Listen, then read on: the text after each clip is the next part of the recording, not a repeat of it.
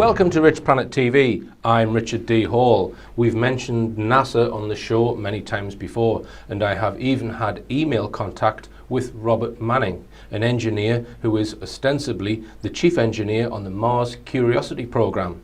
He agreed to answer technical questions about the mission, but then ran away from my questions when it seemed he could not answer them, affirming the phrase that NASA stands for never a straight answer. If you don't believe what I have just said, then please watch this lecture from the link on the screen, which includes evidence that Curiosity may not be situated on Mars and could be in the Canadian Arctic. I am joined today by somebody who has also had communication with NASA, albeit in a slightly more surreptitious method. I'd like to welcome onto Rich Planet Gary McKinnon. Welcome, Gary. Thanks, Richard. Thanks for having me on. All right, then I think a large number of my viewers will know who you are already and have the outline of your story, which we will go through the basic points of today. Yep. And it started with an interest in UFOs. Can you tell us first, when did your interest in UFOs start? UFOs specifically, well, I was always into stars. Apparently, even when I was 3 years old, I was always asking about the stars and stuff. So I was always looking at the sky from a young age.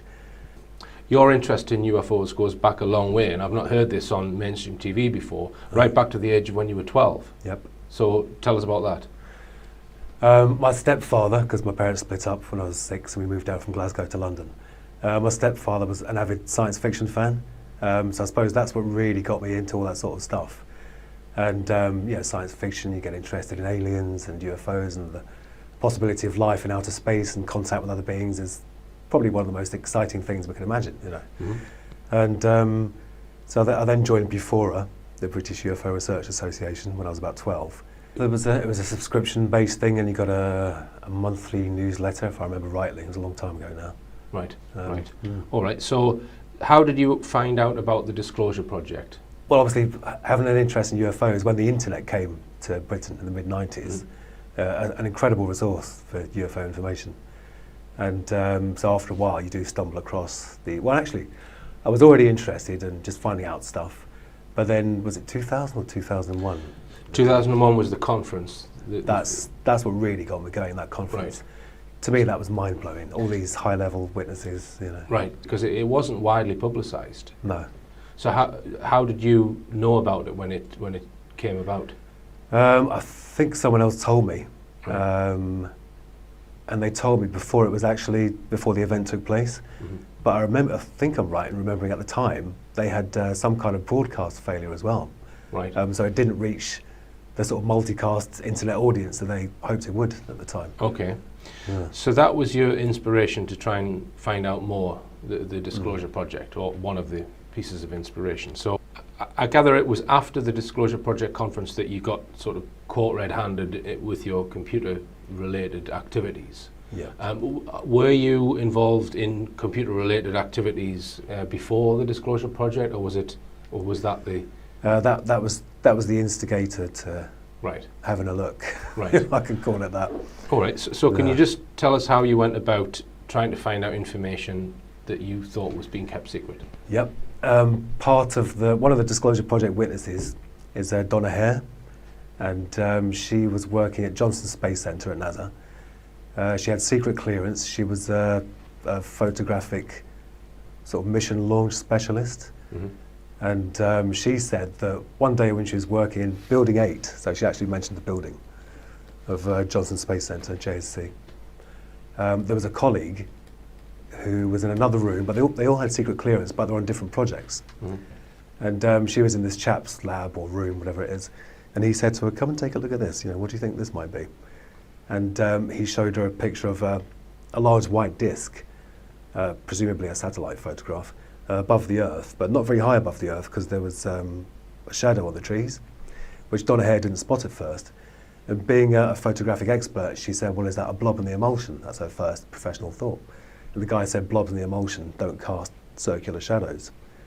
And she basically said that he told her his entire lab was to do with airbrushing out UFOs from high-res satellite imagery from NASA, because they're so preponderant around the planet. Right, and did you give the name of the building that you was working in? Building 8. Building 8. So just tell us then technically how you went about trying to access information like that. Yeah. Well, I was already on Johnson Space Centre, in terms of my illegal presence there, because they ran Windows. They were running something called NetBIOS over the internet. NetBIOS is an Office protocol, basically, for Windows. It's very insecure. There's no way you should be running that open to the internet, so it's very easy to get in. And so I'll just interrupt you there, Gary. So you would need the IP address that's running the NetBIOS initially to try and request data from it, yeah? yeah, So how did you find the IP address of Building 8 or whatever system you were trying to access? Yeah. Well, you can. That's publicly available, is it? Oh yeah, there's online services where you can type in, Johnson Space Centre, or the network name, which I think was jsc-nasa.gov, and they give you the whole IP block that they own. Right. And somewhat stupidly, NASA, just like the military and everyone else, wasn't using non-routable internet addresses, which are safe for offices, because they're private. What I mean. So this is what you call an internet-facing IP address on a desktop computer. Is that? Yeah, the desktop computers, the main servers. So there was no firewall at all. It's as if so you could ping the computers in NASA on a desk from your own router. Yeah, some of them wouldn't ping, but I'd still probe them just in case they didn't reply to pings, but they were still live machines. Right. So you gained access to a whole raft of computer systems within. Wow. Can I ask you, was it just NASA? Or oh no, they're all like this. I used that one single method to gain entry to the places I got into. Right, and are you allowed to say which other places you got into, or? Well, I'll say it was the Army, the Navy, and NASA, and the Pentagon. Right, right. And were they all on separate banks of IP addresses? Each of those that you've just mentioned. Oh yeah, completely separate blocks. Right. Yeah. So you knew whether you were trying to access NASA or Pentagon or Army, Navy. They're all in completely different IP ranges. Yeah, but once you're in there, it can get a bit confusing, because once you start exploring, there's attached networks, other networks, private networks, and in the end, you're not really sure where you are after a while. But right. All right. So it was quite comprehensive, this sort of amount of access that you had. And I've heard you say that there were other people there who also doing what you were doing. And would you say that you were one of the more prolific people doing that? Did you get an impression, or would you not be able to say? I can't say, because I don't know what they were doing, but I did a simple command, because when you're on there, at first I was using the command line interface, so it's just a black box. And but you do a command on Windows called netstat, and you can see all the other connections to the same machine. And then you can look up those IP addresses and think, well, God, they're from China, they're from Denmark, they're from Turkey. It's like the whole world was in these machines. And I knew that was wrong, because there's no way people from all over the world should be on NASA machines. So they must have all been unwelcome guests like I was. Right. So what period of time from when you first accessed the first system to when you got arrested, what's the duration we're talking? Oh, like 18 months, 2 years. Right. All right. So did you have any feeling at the time that you might get collared for this at all? No, because I thought initially, when the security's so lax anyway, I thought, well, if it's that easy to get in, then they probably aren't monitoring properly. Right. So. Right. All right. So let's talk about what you saw before we go on to then what happened with the arrest and everything. Yeah. How long was it before you saw anything of any sort of significance? Oh, a long time. Right. Months and months. So did you not get bored with it, or was it always keeping your fascination with what kept you going back if you didn't get anything for months and months? Oh, the promise of possibly finding something. Right. And the fact it was so easy, and I thought at some point this is going to close the store, and they'll stop running NetBIOS over the internet. Right. And you won't be able to find blank passwords so easily. Right. And every time you were in communicating with a particular online IP address, would you always know which building you were accessing the computers from? No, not at all. Not the physical building. Right. No. Right. All right. So just tell us when you got your first hit, if you like, as regards actually seeing something interesting. The first thing was documentation. I used a program called Land Search, I think, that once you had control over the domain, because you'd get control of domain controllers, so you own the whole network, basically. And LandSearch could actually search all the files and folders on every machine. And obviously it's hard because things aren't going to be called secret UFO data.pdf, are they? So, but I'd scan and look for documents, etc., and I found an Excel spreadsheet that was actually called, or at least in the heading of the column, it said non-terrestrial officers. And I was like, my bloody God, that's just non-terrestrial officers. Non-terrestrial officers with ranks and names, and then a separate sheet with tabs for material transfer between ships. And these were, I mean, I don't remember the names now. It's a long time ago. A lot of people give me a hard time for not remembering the names and stuff, but it was a long time ago. Right. But non-terrestrial officer thought, well, it must be, let's try and cut out all the possible conventional explanations first. I searched for that term. It was nowhere. It was nowhere at all. Now, if you search for the term, you only find links to me and stuff that I've said. Right, I see. So it wasn't a standard thing in the military at all. Right. So I took that to be, they must have a secret space-based. So the non-terrestrial officers, what, it couldn't be astronauts? It could be. I mean, that's the thing. It's up to you how you interpret that, isn't it? Right. But these ships were called USS whatever and USS whatever. So they've started with USS. Yeah. So that implies Navy, and I think the Navy do a lot of space stuff. Right. The US Navy. And how many officers' names would you estimate were listed, and how many ships were listed? Probably. Oh God. I think there was probably one screen full of officers' names. So what's that, 25 rows on an Excel spreadsheet? And these were low resolution days as well. So you're talking about 800 by 600 screens, not very big. But the ships was probably, I don't know, a third of the spreadsheet. So estimate how many different ship names you saw? Oh God, maybe 8, 10. 8 or 10. Yeah. And am I right in thinking that you then tried to search for those specific names? Oh yeah. Right, and didn't find a thing. Right, Yeah. so you think that they could be classified? Not the names of the people, the names of the ships. Yeah, but they could be classified secret or top secret names of some sort of craft or ship. Yeah, obviously not public. Right. I've given lectures, Gary, about the TR-3B, and in those lectures, this is an alleged secret aircraft, and in those lectures, I've sort of put forward the case that it's not really NASA that's possibly designed that technology, that it's maybe some secret part of the Air Force and the NSA that is controlling the information. This comes from Edgar Fouché, whistleblower. Right. And that NASA are, or at least publicly, predominantly put on display rockets. I don't think there's anything more advanced propulsion-wise than a rocket. So what are your feelings on that? What do you the fact that you've been into a NASA establishment systems and you're finding non-terrestrial officers. So I'm putting the question, don't you think there would be somewhere else like the NSA? Well, the non-terrestrial officers, I think, was on a Navy system. Right. Did I say that earlier? I think I did. Oh, that wasn't in NASA? No, that was on a Navy system. Right, I see. If I remember rightly, I'm pretty sure. Yeah. Right, okay, so the non-terrestrial officers spreadsheet, that wasn't in a NASA building, you don't think? No. All right, that was in a Navy. Yeah. Right, okay. And in the actual ships as well, you mentioned there was names of ships. That was Navy as well. Yeah. So the that spreadsheet. Right. So that wasn't in a NASA folder in Building 8 in. No. Right. No. I see. All right. So that could explain the question that I've just asked there. So just to stay on this sidetrack, what are your feelings on the Apollo missions? Do you buy into the we never went to the moon, or do you have a strong position, or are you open-minded? What's your?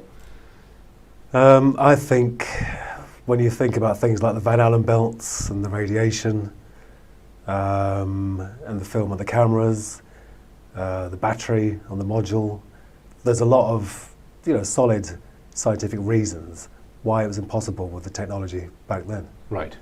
All right. Well, even the computer power back then makes me slightly suspect. Right. All right. Well, you've answered that question. So you mentioned Donna Hare before, whose colleague was involved in airbrushing UFOs out of NASA images, and this allegedly took place in Building 8 at the Johnson Space Center. That's right. Right. Yep. So you accessed computer systems there. Tell me what you found. Because Donna Hare had said it was Building 8. When you're in the command line interface and you type in netstat, Windows has a function where when you list all the machines on the network, there's a comment field, and NASA had used the comment field for standard computer audit information that said this isn't building blah, that, this is the serial number, etc., etc. So finding building 8 was surprisingly easy,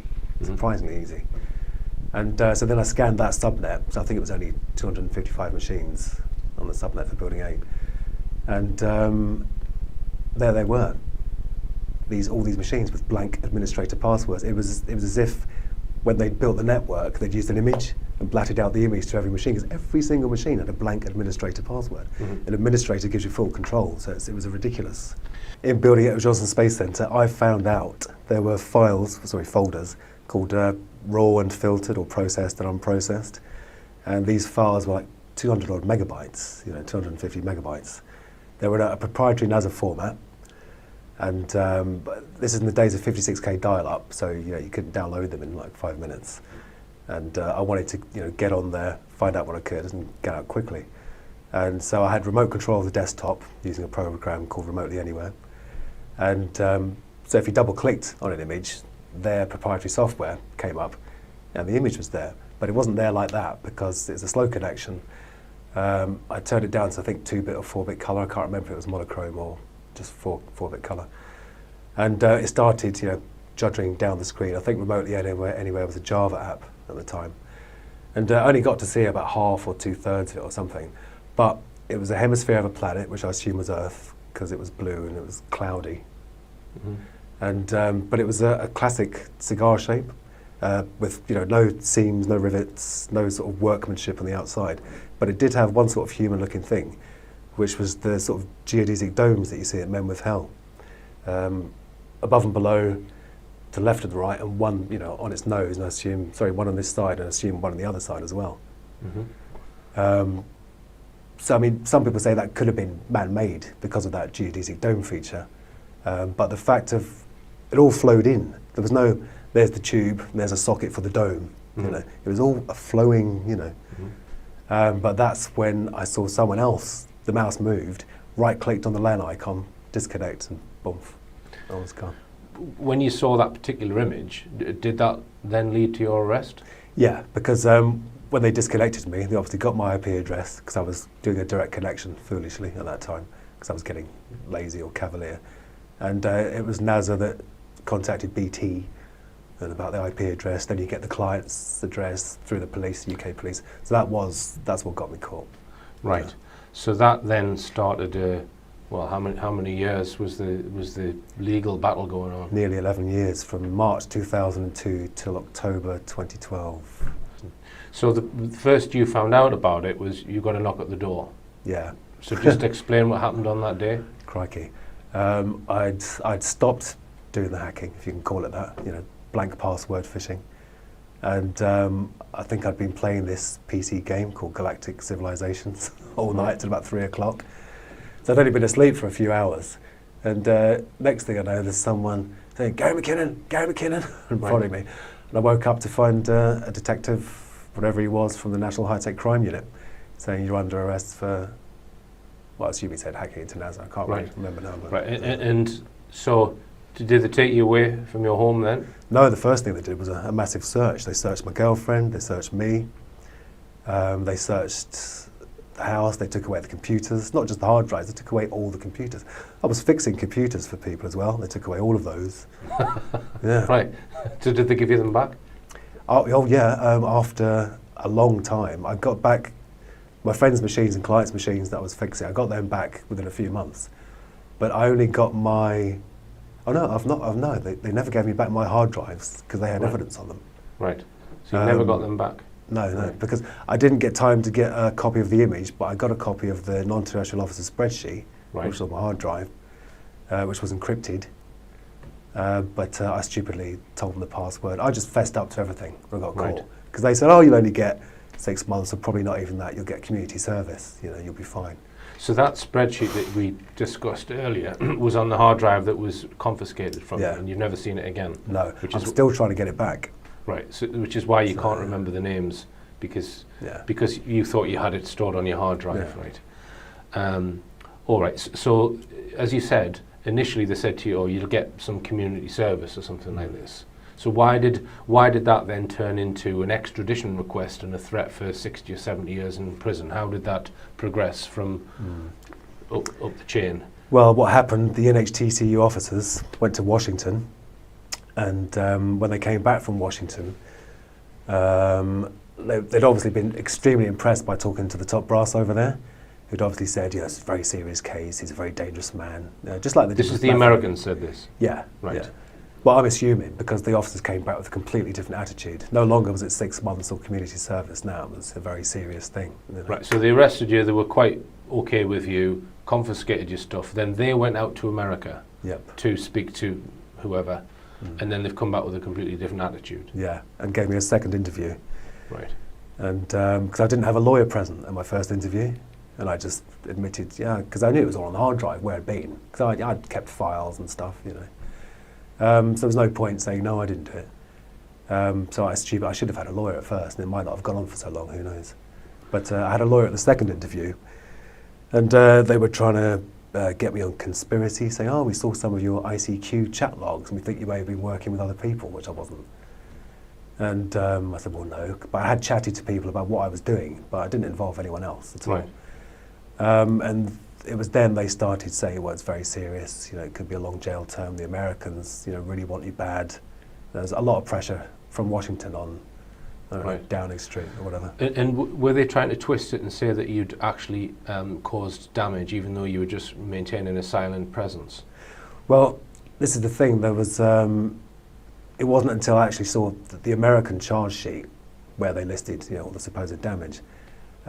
So I don't think the NHTCU mentioned damage to me at first, but they kept on calling it attacks and targets, and I said, can you please not use that language, because it wasn't an attack. I was in there and I was looking around, but I wasn't attacking, I wasn't vandalising, But in order to get the extradition, do they not have to prove that you've done damage? Can they extradite you just based on the fact that you're looking at stuff? This is the thing, they don't need any proof. They just need the accusation, and they need to get your name and address right, and they can take you over there. Right. As has happened to countless people since me. Right. So. Right. All right. The Americans have come down quite heavy-handed, saying they want you extradited, and the British authorities are going along with that initially. Is that right? Well, no, because the initial arrest was March 2002, and the full ratified extradition request didn't come through till 2005, because our laws. We didn't have this special UK-US extradition treaty in place. We were still going off the 1989 extradition treaty, right, which required good evidence for the accused offence. So we think they tactically waited. We think they may even have made this law, or certainly included my case in the formation of the law, because even some of the wording of the new treaty, and the spelling was American in this UK-US treaty. It was American spelling, ridiculous. So they waited until 2005, I think it was, to present it fully. And I'd got my first job in a few years, because I couldn't work in IT anymore, obviously, because everyone thought, hands off for a while. And I got my forklift licence, was working in a warehouse, and I got a phone call from my lawyer at work, and she said they want to extradite you, you're going to stand trial in America. And that just flabbergasted me, absolutely flabbergasted me. I had journalists coming around to the warehouse where I was working, my landlord threw him out of my flat. And already the first time I'd have been arrested, I lost a lot. I lost my long-term girlfriend and the place I was living in, and here it was happening all again. When did the mainstream media get hold of it for the very first time? 2002, the initial arrest. Right, so that was in the mainstream media? Yeah, there was a peak then. Right, and then another peak in 2005. Yeah. So it seems grossly unfair that they can pass a new agreement or treaty and apply it to something retrospectively, and that was in the wording of the treaty. This is retrospective as well. Right, but they still were attempting to do that. Now, here's another devil's advocate question then, Gary. Wouldn't you think that they would try and keep it low-key? So, in other words, say to the British intelligence equivalent, look, we want this kept out of the media, and I'm quite convinced that on issues like this, if they wanted it kept out of the media, they probably could keep it out of the media with D-notices if they wanted to. Yeah. So, I asked the question, do you think it was deliberately made into a big mainstream media issue at the request of the Americans? Well, in America, there was no media. They were definitely keeping it quiet over there, or they just hadn't heard of it. Right. But there was almost zero coverage in America. Because here's another possibility, and again, I'm just exploring it as a possibility that they've looked at what you've seen, they've thought, okay, it's not massively damaging, so let's let it out into the media as a not a diversion, but as a look over here, we've got other stuff over there. Do you see what I mean? So they Yeah, well, no, you're right, because also you have to remember at that time, that was, long before Anonymous and all that. That was the growth of hacking, big time, starting in the UK anyway. And it was the first time there was a sort of global awareness that this could be a problem. People like this could be a problem. Mm-hmm. And so I think that there may have been the idea that, well, if we get this one guy and do a great big show trial and make sure everyone knows about it, that'll scare off every other possible person in the future. So it allows them to be more draconian with their legislation, maybe, by trumpeting one case and making an example of it, rather than making an example of you because you found something sensitive. Yeah. Well, there was one guy, a journalist I don't trust very much because he never paid me for my interview in the end. I was on the dole and he said, I'll give you 200 quid, you tell me all about your story. I won't mention his name because it could be libel. But he said that he'd gone over there and interviewed the top brass, and they said that the main thing was embarrassment. But I don't actually believe that. I don't trust that journalist. But one journalist did say that. Right. And other than that, have you had any other clues as to the reason? That's the only thing you've had. Yeah, as because to the real why they're upset over it. Yeah, I mean, very strangely, the UFOs weren't really mentioned very much in the media. Mm-hmm. I did end up being called the UFO hacker, mm-hmm. which is good because the Americans were trying to get me called the 9/11 hacker, because it was, they say before, during, and shortly after 9/11, he was hacking into our security, as if, I don't know, as if not that I had something to do with it, but as just that emotional attachment. They use 9/11, even to this day, they use 9/11 to bring emotions out. And, Now, you've done quite a lot of media interviews, Gary. One of them was the Richard and Judy show. You were quite petrified to go on that show, I believe. I was terrified because Richard and Judy were a big thing back then, and I really don't like being on camera. I don't know if you can tell, but I'm nervous even now after all these years. But I had to do it to raise awareness of the extradition treaty, its unfairness, and the fact that I didn't do any damage, and there's no way it should be such a huge thing. Right. No, one thing I picked up on that, because I watched it on YouTube the other day, is Richard Madeley said that your best friend, John Ronson, he made some reference to John Ronson. Yeah. So can you tell us, do you know John Ronson well? No, not at all. He did the first interview, I think, in The Guardian. Right. Yeah, I think that was the first interview. And John Ronson's style is a bit humorous. It doesn't really take his subjects very seriously. He's condescending. Okay, yeah. In my opinion. No, he is. And he did actually put words into my mouth and then wrote them. Like when he was talking about the damage, I said, well, I know I didn't do any damage. He said, yeah, but maybe you pressed the wrong button. So I said, well, maybe, but I don't think so. But in the interview, he said, oh, yeah, and Gary said maybe he pressed the wrong button. So that angered me. So no, we certainly weren't best friends. Right. But, so how many times did you meet him? Oh, once. Right. So on Richard and Judy, I think, I'll need to check this, but I think they described him as your best friend or a close friend. That does ring a bell. Even your staunchest defender, a guy called Mr. Ronson, who writes for The Guardian, John Ronson. I mean, he says that there's no way are you a threat to the American system or the American defence system, but you're just a computer nerd who went too far. That's what he says, and he's your best friend. Is that fair? Right, you say that. So that's really strange why they would say that, because if I was to say what I think of John Ronson now, it wouldn't get broadcast. Right. You can't say it. I can't say it. Well, thanks for clearing that up, Gary, that you were interviewed by John Ronson. Yeah. So that clears that up for me. So you've obviously had a lot of interaction between various officials at the Home Office and other organisations. Just tell me a bit about what you learned about the Home Office, Gary. What I learned about the Home Office was that I think the older crew in the Home Office have strong links with Washington, and they're very eager to please. But I think the younger up-and-coming members are more, Britain is a sovereign nation, and we control what we do. Well, I think they like it to be that way. Some of them, not all of them.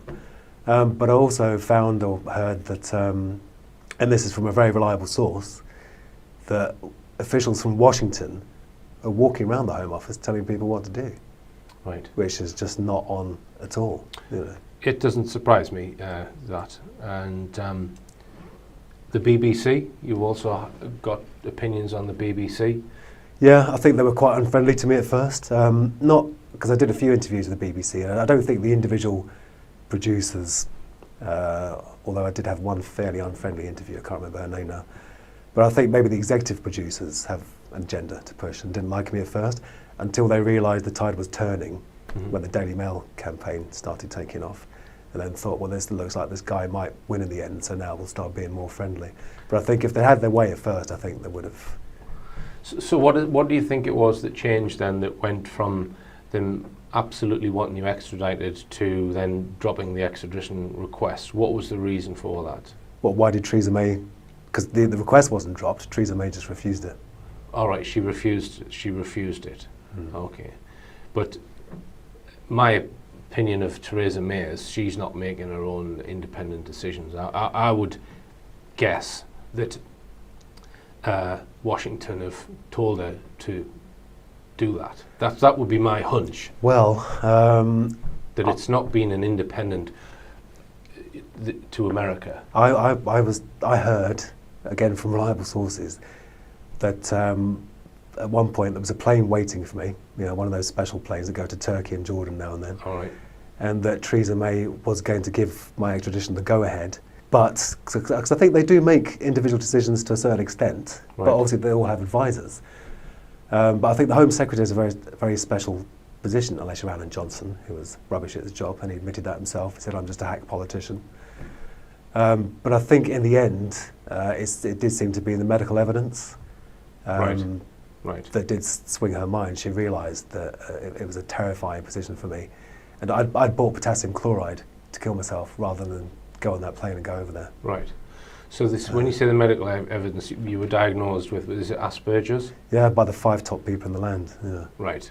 It's not something I really know much about. I mean, I don't know whether you want to talk about that aspect of it, Gary. Do you want to mention anything about that? Yeah, well, it's I mean, it's the apparently I wasn't on the high end of the spectrum. I've met some people with autism that really need looking after. They can't function on their own, you know. So they called mine high functioning Asperger's or high functioning autism. Yeah. Gary did get the wrong train when he came here. I did. I'm not bad in the I'm not good in the 3D world, but just in the virtual world. Yeah, that's better. Yeah. But it's that they said the signature of my Asperger's is my extreme interest in justice and fairness and truth. Right. And apparently a lot of us have that in common, and we will work for hours and hours and hours and hours and hours, you know, to find the truth. Maybe I should get myself checked out. Well, yeah. Right. Or maybe not. Yeah. To me, the most interesting part is the list of non-terrestrial officers and possible undisclosed ships. Were any mainstream journalists interested in that? No, I mean, they all, after the first interview, they read that and they see, okay, we can ask him about this and that, but they don't go into it like you do. They don't drill down on the detail. Right. They just say, oh, so you were looking for UFOs and you found this, and then they gloss over it.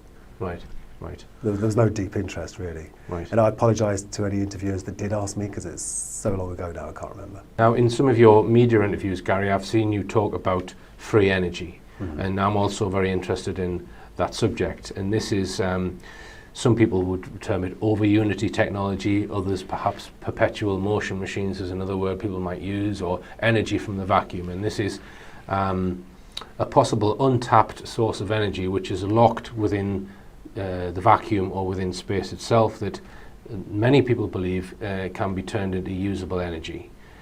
So my opinion is of the free energy, it's not energy from nowhere, it is coming from a source. But you've looked at certain technologies and you've even built some of your own experiments. So can you just tell us about your interest in that subject? Yeah, I mean, I started off, like a lot of people, being interested in Bedini. And after looking at that for a while, I realised that was just the magnetic collapse, the inductive spike. There was no extra energy. So you don't think there's any extra energy in the Bedini motor? No, and I don't think Bedini's ever claimed there was. Right, all right. Yeah. Have you seen any of the videos where they've got 2 batteries, one which is being charged and the other one is kicking the motor around? Yeah. And it seems to go for months or years, and it will charge the batteries as well. That's the claim. So it's getting energy from somewhere, allegedly. So you would refute that, yeah? Yeah, well, these people need to go to battery university. Using batteries to try and make accurate measurements of power in and power out is just nonsense. Yeah, I would agree that, yeah.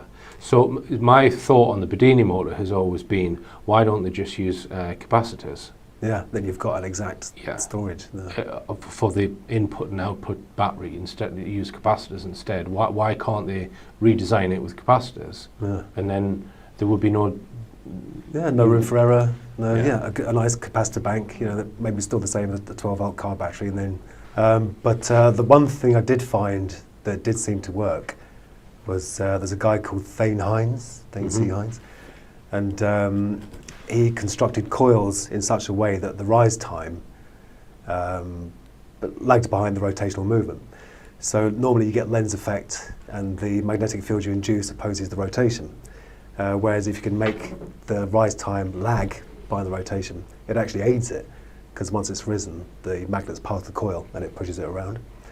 And I did my own replication of this coil and got this effect to happen. And I'm no physicist, so I could be wrong, but it seems to violate the work energy principle, because when you attach a load to a generator that's made with these coils, the rotor speeds up and the input current goes down. Right.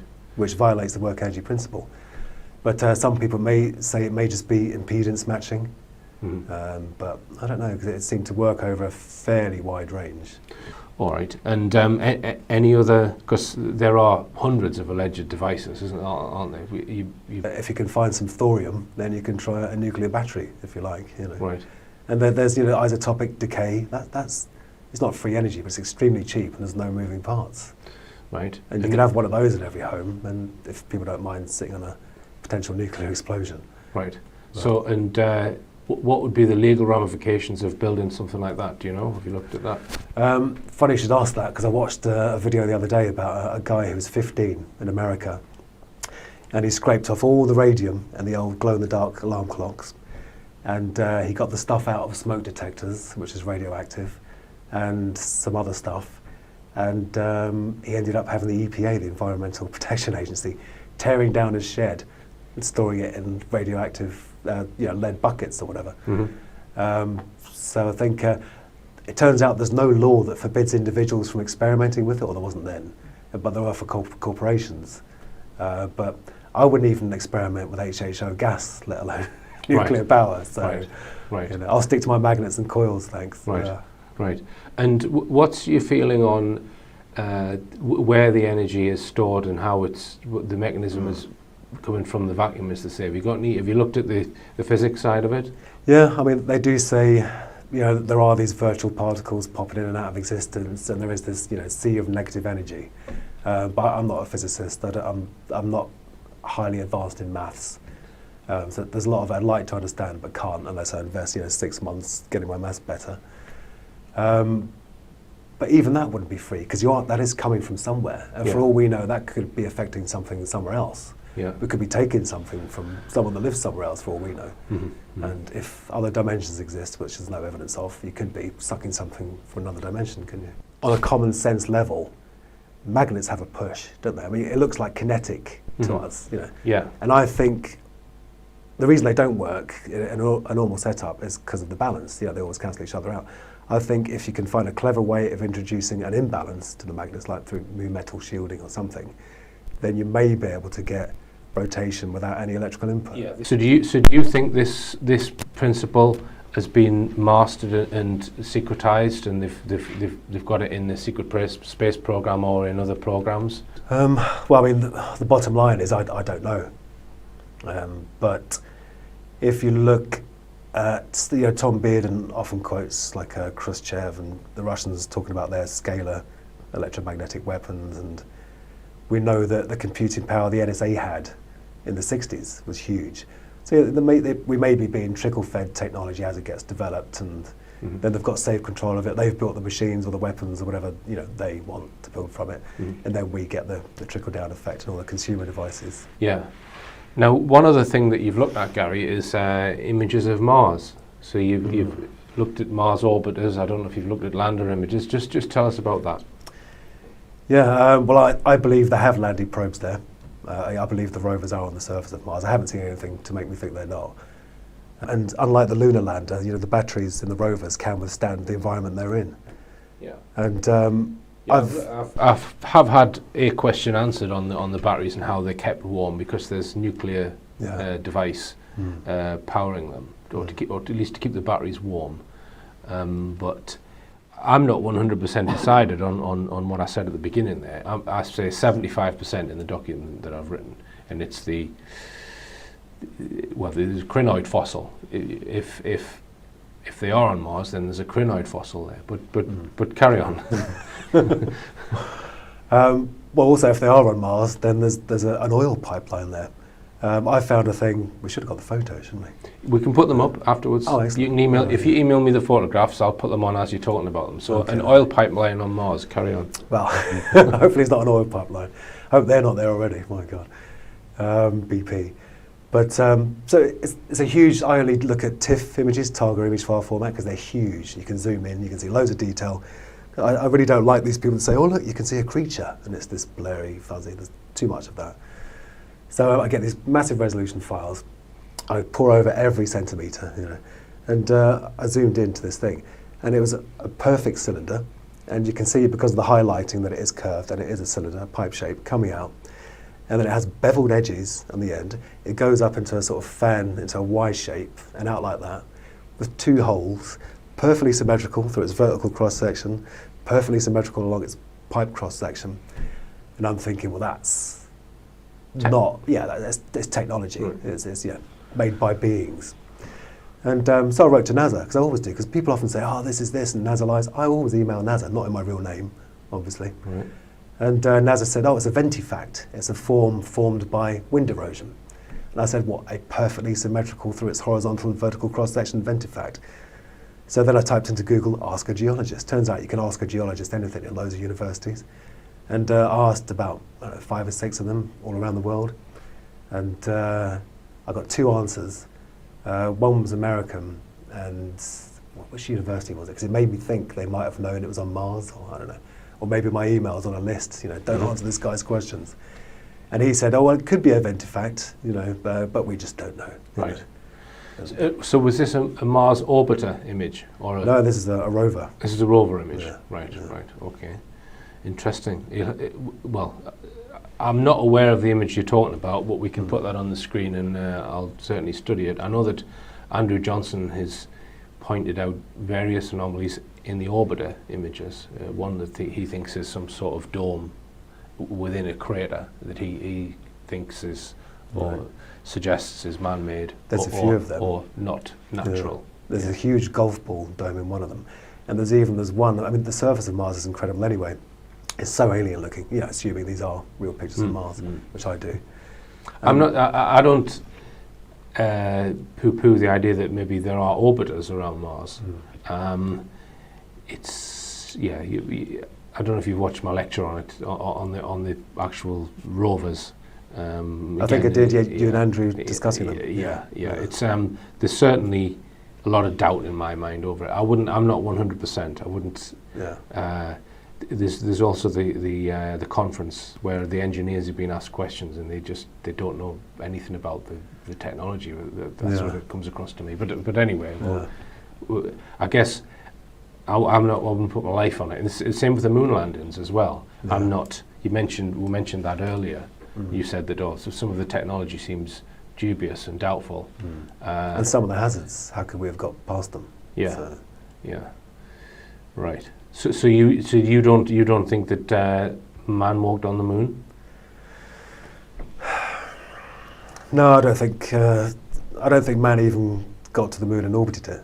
Right. Simply because of the radiation, the Van Allen belts. Right. And I don't think the film could have survived the intense radiation from the sun. No atmosphere to shield it, no magnetosphere to shield it. I don't think you could take photos on the moon with the Hasselblads they had then anyway. So assuming that the Apollo was a hoax, it means that you can't really trust anything coming out of NASA, does it? The National Association of Space Actors. So you are going on filtered information, even when you're talking about these. Yeah. We're going on what they've given us, aren't we? Yeah. Not that I'm trying to poo-poo that there's a gas Oh pipeline yeah, no, but on you're right. Mars. It's a weird situation because I'm saying, assuming that these are real, I think those objects are man-made. So it's kind of topsy-turvy. All right, and Gary, it's been fascinating talking to you, and they have allowed you to start using computers again, and so you're working in the field of computers, and you're also self-employed, which is good news. Yeah, good to be working again. Now, the other thing that you're considering, or you've already embarked upon, is you're writing a book. Just tell us about that. Yeah, I've done about 4.5 chapters, and so it's about half finished. I should finish it by, I don't know, spring next year. But I did approach some major European publishers, but publishers have their own perception of the market, and they want me to write about, you know, the darkness and the suicide and the despair, and it's really somewhere I don't want to revisit. Mm-hmm. So I'm hoping that writing about, you know, the hacking. You want to write a nerdy book? I do. I want to write just what it was like to be, you know, an average guy, and the typical nerd loves his sci-fi or her sci-fi and UFOs, and so I want to, you know, like the nerd that went too far. Yeah, all right. Well, as I always say, the nerd shall inherit the earth, I think. But yeah, it's been fascinating listening to you, Gary, and thanks for coming all the way to South Wales. Thanks and for having me. It's been good luck with the book, and good luck with the business. Thank you. And I hope they leave you alone from now on. So do I, thank you. All right, and remember, believe none of what you hear and only half of what you see. I'm Richard D. Hall. Good night.